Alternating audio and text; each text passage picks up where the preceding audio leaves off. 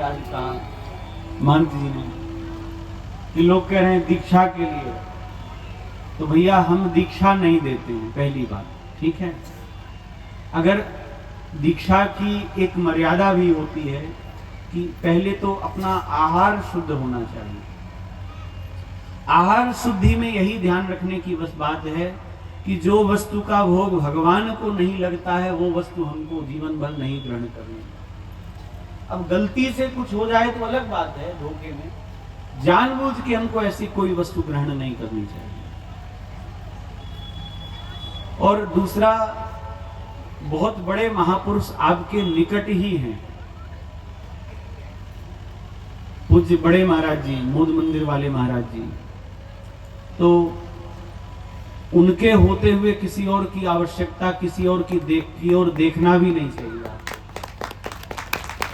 बड़े अच्छे महापुरुष हैं, समर्थ महापुरुष हैं, बस इतना ही हम कहेंगे, जब महापुरुष होते हैं तब हम उनकी महिमा को नहीं जान पाते हैं, जब वो चले जाते हैं तब उनकी महिमा को हम जानते हैं। जैसे मोद लता जी सरकार जब रहे तब कितने लोग उनसे लाभ ले पाए? नहीं ले पाए।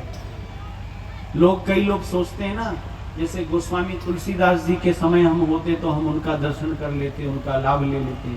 सूरदास जी के समय होते तो सूरदास जी का दर्शन करते, कबीरदास जी का दर्शन करते, मीराबाई का दर्शन करते। भैया आज भी ऐसे संत हैं, हम लाभ नहीं ले पा रहे हैं,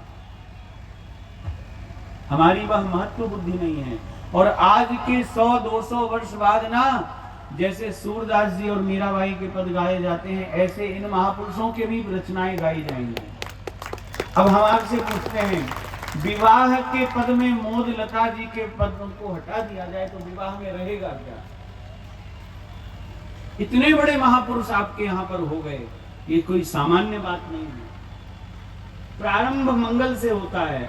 आज सिया जी के ब्याह की लगनिया सखी घर घर मंगल, मोद न रुकी है संगे रही रैन दिन विलोकी है, देखू सहेलिया मोरी है।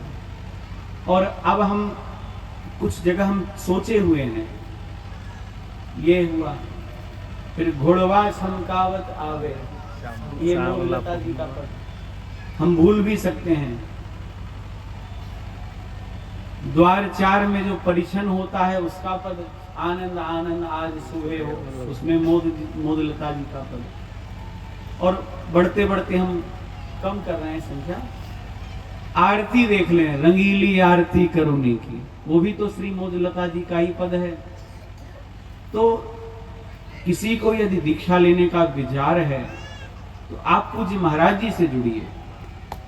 आप महाराज जी से जुड़ेंगे ना तो हम ये समझेंगे आप हमसे ही जुड़ गए हैं।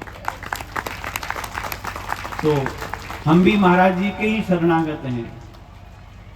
तो इस प्रकार से तो हम जो कह रहे थे, बिना गुरु की कृपा के भगवान मिलके भी नहीं मिलते, और यही हुआ। तब विश्वामित्र जी ने वशिष्ठ जी की ओर देखा नेत्रों के इशारे से कि गुरुदेव आप ही कुछ करो, क्योंकि बिना आपकी कृपा